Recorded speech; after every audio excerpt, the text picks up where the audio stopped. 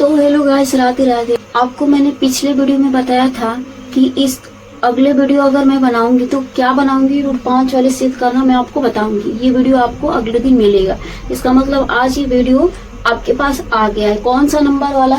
Root 3, root 5, root 7 और root 11 को सिद्ध करना। अब ये हम आपको बता दें कि प्रश्नावली 1.3 का क्वेश्चन नंबर पहला दिया हुआ है। क्या दिया हुआ है कि सिद्ध करें रूट 5 एक अपरिमेय संख्या है। इसका मतलब ये है कि अगर रूट 5 आप सिद्ध कर लेंगे, ये तो क्वेश्चन नंबर 1.3 का पहला है।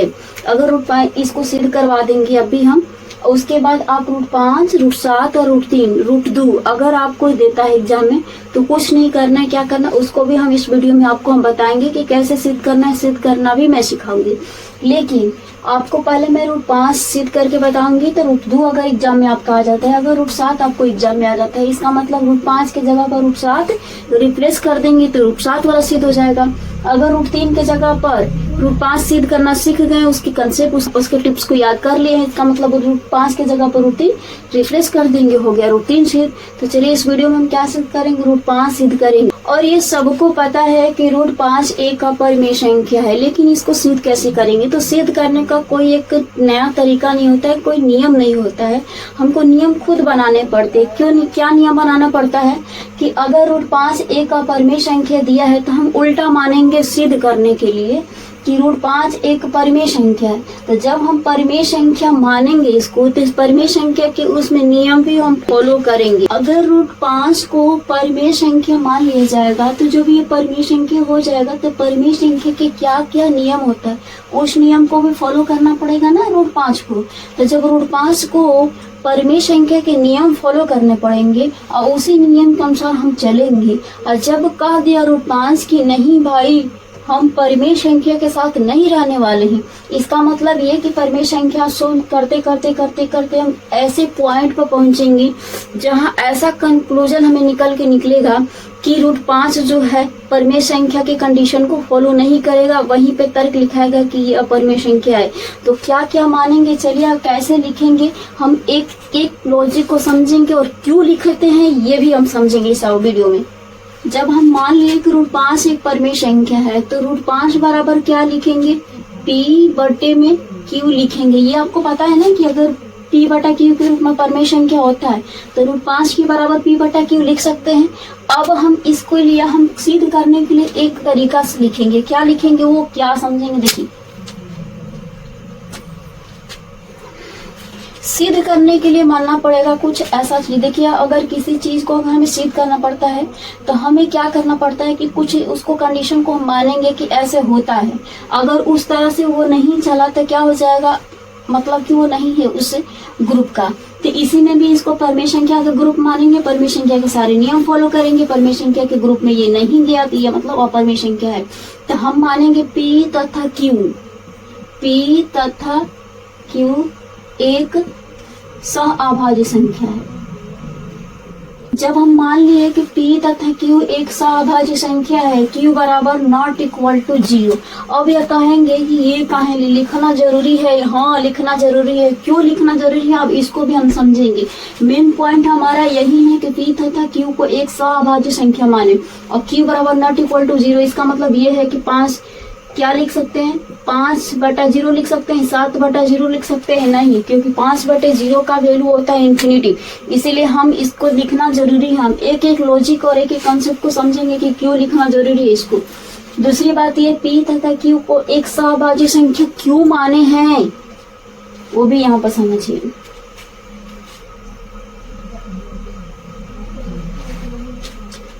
मान लीजिए कि 2/3 कोई हम नंबर ले लिए, तो p का वैल्यू हो गया और ये q का वैल्यू हो गया। तो जब इन दोनों को सहअभाज्य संख्या मानेंगे तो सहअभाज्य संख्या का HCF होता है 1 होता है। अगर ये परिमेय संख्या में है, इन दोनों को हम सहअभाज्य संख्या मान लिए हैं सिद्ध करने के लिए, तो एक HCF हमें 1 आना चाहिए। बस यही हमारा लॉजिक है कि सहअभाज्य संख्या माने हैं, सहअभाज्य संख्या का HCF 1 होता है। हम सिद्ध करके यहाँ पर p तथा q का अगर HCF 1 आ गया तो समझिए कि ये परिमेय संख्या है। अगर 1 आने से मना कर दिया तो क्या कहेंगे, अपरिमेय संख्या है। तो चलिए हम किस किस तरीका से और कौन से पॉइंट को लिखकर कैसे हम सिद्ध करेंगे इसको हम समझते हैं। तो सबसे पहले यहाँ पर जब हम लिख दे √5 बराबर P बाटा Q, रूट हटाने के लिए, ये तो आ गया रूट में ना √5, तो रूट हटाने के लिए क्या करते हैं कि ये लेफ्ट है ये राइट है, तो रूट हटाने के लिए जो भी करेंगे हम दोनों तरफ करेंगे, क्योंकि ये जोड़वा भाई है, जो भी देना पड़ेगा भाई दोनों को दो, नहीं तो घर में झगड़ा हो जाएगा। इसीलिए हम क्या करेंगे, जो इधर करेंगे वो इधर भी करना पड़ेगा। तो लिखेंगे रूट हटाने के लिए क्या करेंगे, वर्ग करने पर, दोनों तरफ वर्ग करने पर। क्यों वर्ग करेंगे, रूट हटाने के लिए वर्ग करना पड़ेगा आपको। जब हम वर्ग करेंगे तो ये हो जाएगा √5 का स्क्वायर हो जाएगा, इधर क्या हो जाएगा P बटे में Q का स्क्वायर हो जाएगा। बात समझ में आ रही है एक एक पॉइंट, क्योंकि ये रूट हटाने के लिए यहाँ पर वर्ग कर रहे हैं। अगर रूट हट गया तो थोड़ा हमको हल करने में आसानी होगी। अब आगे हम बढ़ेंगे, √5 का अगर वर्ग करेंगे तो ये केवल हो जाएगा 5, P स्क्वायर का वर्ग करेंगे तो ये हो जाएगा P स्क्वायर, Q स्क्वायर का वर्ग करेंगे तो Q स्क्वायर हो जाएगा। यहाँ बात समझ में नहीं आई, हाँ कुछ लोग बोल रहे हैं यहाँ पर ही नहीं समझ में आई। ये देखिए √5 का स्क्वायर हो गया, इसका मतलब देखिए √5 गुणे √5 का वैल्यू केवल 5 होता है, √3 गुणे √3 बराबर केवल 3 होता है, √7 गुणे √7 बराबर 7 होता है। अब कहेंगे तो पहले से पागा था, तो वही चीज यहाँ पर लिखा गया, स्क्वायर है तो यहाँ पर 2 बार गुणा करके दोनों का स्क्वायर, इसीलिए P का भी स्क्वायर होगा Q का भी स्क्वायर। यहाँ तक क्लियर हुआ सबको। अब क्या करेंगे, यहाँ पर 5 को लेके जाएंगे नीचे और Q स्क्वायर को लेके आएंगे यहाँ पर। देखिए अब इसको आराम से भेज देंगे इधर, इसको इधर आराम से लेके जाएंगे, यानी कि खाली क्या करेंगे, जगह को रिप्लेस करेंगे। Q के जगह पर 5 लेके जाएंगे, 5 की जगह पे Q को लेकर बैठा देंगे। तो चलिए कैसे, यहाँ पर हो जाएगा Q स्क्वायर, यहाँ पर हो जाएगा P स्क्वायर, अब बटे में 5 हो गया।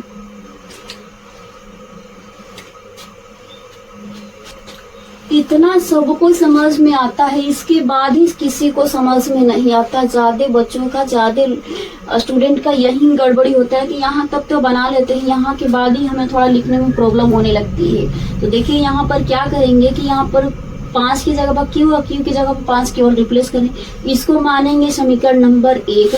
अब यहाँ पर समझिए कि अगर ये P स्क्वायर के नीचे 5 है, इसका मतलब समझिए कि P स्क्वायर के नीचे ये 5 है, इसका मतलब ये 5 से कटेगा, कटेगा कि नहीं, क्योंकि इसके नीचे ये 5 है। जब P स्क्वायर 5 से कटेगा तो P भी 5 से कटेगा, कटेगा ना। बात समझ में आ रही है, बस समझिए। अब भी नहीं समझ में आए तो देखिए यहाँ पर अगर लिख देते हैं 5 का स्क्वायर, अब बटे नीचे 5, P की जगह पर 5 रख लिए। तो जब 5 के स्क्वायर कटेगा तो ये डबल 5 अगर 5 से कट रहा है तो ये सिंगल 5 से भी 5 से कटेगा। अब क्लियर हुआ, ठीक। तो अब हम लिखेंगे यहाँ पर कि P स्क्वायर 5 से कट रहा है, विभाजित हो रहा है, इसीलिए P भी 5 से विभाजित होगा। वही बात यहाँ पर लिखा जाएगा समीकरण 1 से दिख रहा है, क्या दिख रहा है भाई, दिख रहा है कि P स्क्वायर 5 से विभाजित होगा, यानी P स्क्वायर 5 से कटेगा। तो लिखेंगे P स्क्वायर 5 से कटेगा। अब देखिए लिख दिया कि समीकरण 1 से दिख रहा है, यहाँ पर समीकरण नंबर 1 है, दिख रहा है सबको। P स्क्वायर 5 से कटेगा, देखिए P स्क्वायर 5 से कटेगा, तो यहाँ पर हम आपको समझाए कि जब डबल P 5 से कट रहा है तो सिंगल भी 5 से कटेगा। डबल 5 अगर 5 से कट रहा है तो सिंगल 5 भी 5 से ही कट रहा है, ठीक है। तो वही चीज P स्क्वायर जब 5 से कटेगा तो सिंगल 5 भी क्या होगा, P से कटेगा। तो इसलिए अब यहाँ तक का लॉजिक आपको समझ में आया क्या? कुछ नहीं लिखे। जब यहाँ पर लिखा गया कि P स्क्वायर 5 से कटेगा, इसका मतलब ये डबल है, तो P जब P स्क्वायर 5 से कट रहा है, ये जब तो 5 से कट रहा है तो इसको अकेला कर देंगे तब भी B से कटेगा। ये लॉजिक यहाँ पर बस ध्यान से समझिए। अब वहीं से लिख दिए। अब हम क्या करेंगे कि अब आगे का थोड़ा समझना है कि अगर हम क्या मान लेते हैं, अब हम आगे कैसे सिद्ध करेंगे। अगर हम P की जगह पे कोई नंबर मान लेते हैं, तब कोई भी नंबर मान लेते हैं, क्या मान लेते हैं, 5 वाला है तो 5 से मान लेते हैं। यदि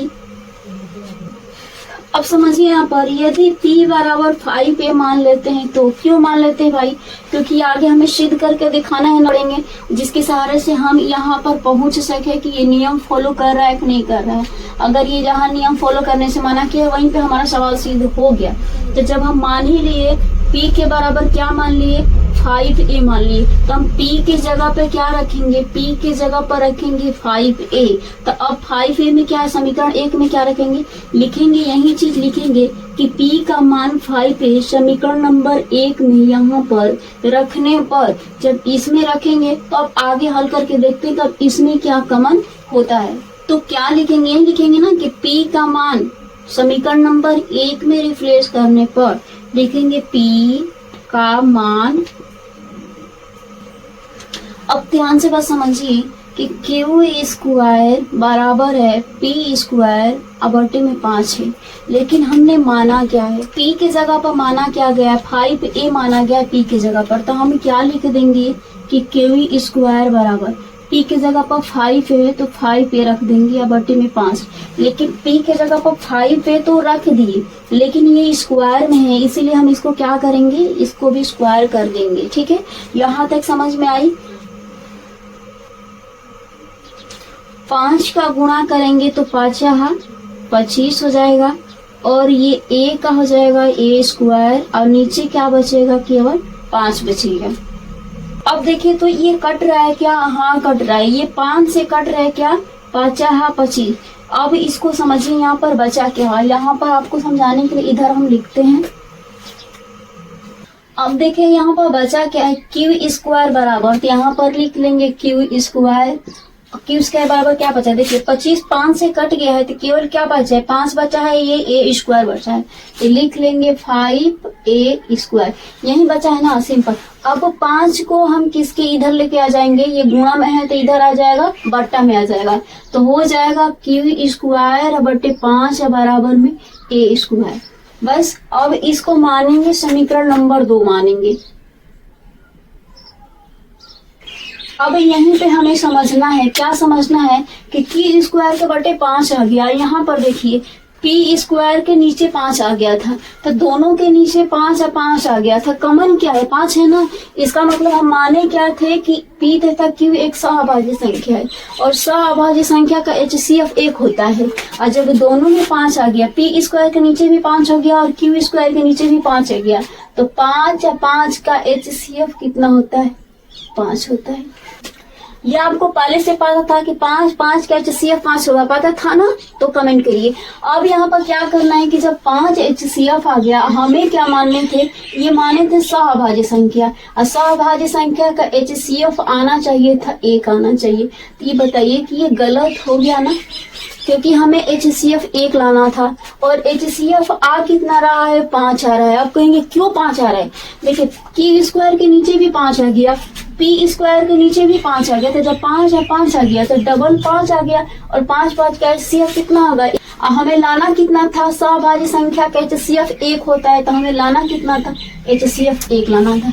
अब बताइए कि ये जबरदस्ती वाली बात हो गई ना, माना परिमेय नियम फॉलो किए, इधर आने के बाद सीधे उल्टा काम करने लगा। इसका मतलब जो माने थे वो मान्य था गलत है। अब हम लिखेंगे कि क्यू स्क्वायर 5 से विभाजित होगा, कटेगा तो सिंगल क्यू भी कटेगा। अब यहाँ पर देख लीजिए क्यू स्क्वायर 5 से कटेगा, क्यू स्क्वायर 5 से कटेगा तो क्यू भी सिंगल 5 से कटेगा। कहेंगे कैसे कटेगा, अगर यहाँ पर क्यू की जगह पर 5 मान लेते हैं तो 5 स्क्वायर बटे में 5, तो ये क्यू का मान 5 बटे 5। देखिए 5 स्क्वायर में 5 से कट रहा है ना, और सिंगल 5 में 5 से कट रहा है, यही लॉजिक है। ठीक है, अब यहाँ पर लिखेंगे कि अब दिख रहा है, क्या दिख रहा है भाई, दिख रहा है कि क्यू स्क्वायर 5 से कटेगा। इस यही बात को लिखेंगे क्यू स्क्वायर 5 से कटेगा। जब क्यू स्क्वायर 5 से कटेगा तो इसलिए तो क्यू भी 5 से कटेगा।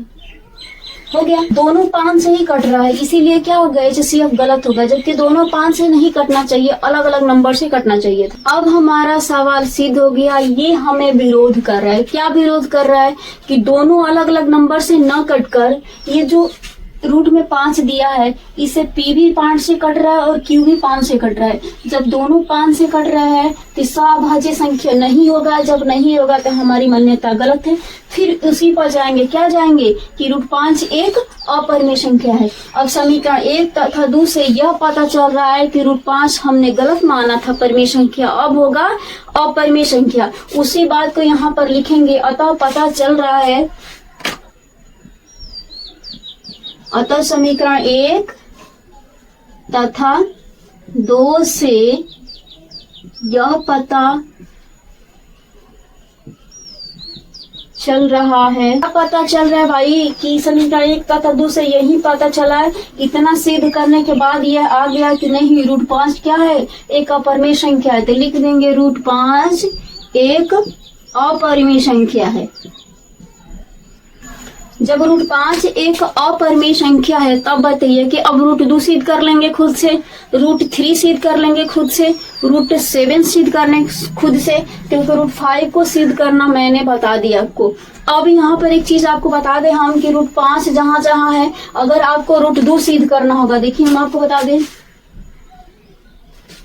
अगर रूट 2 सिद्ध करना होगा तो कैसे करेंगे, अगर रूट 3 सिद्ध करना होगा तो क्या करेंगे, केवल ये रूट की जगह पे जहां जहां ये 5 दिया हुआ है वहां पर 2 सिद्ध करना होगा तो 2 रखेंगे, ठीक है।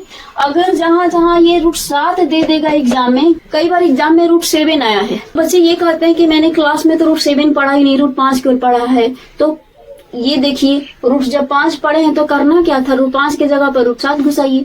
अब यहाँ पर क्या करेंगे, रूट 5 की जगह पे रूट 7 7 7 7 कर देंगे, हो गया सवाल सिद्ध। बाकी तर्क यही लिखना है। अभी इसके बाद भी आपको समझ में नहीं आया है, इसका मतलब ये है कि आप 1-2 बार कॉपी पेन पर लिखिए, खुद से प्रैक्टिस करिए, उसके बाद आपको समझ में आने लगेगा कि ये क्या लॉजिक है, ठीक है।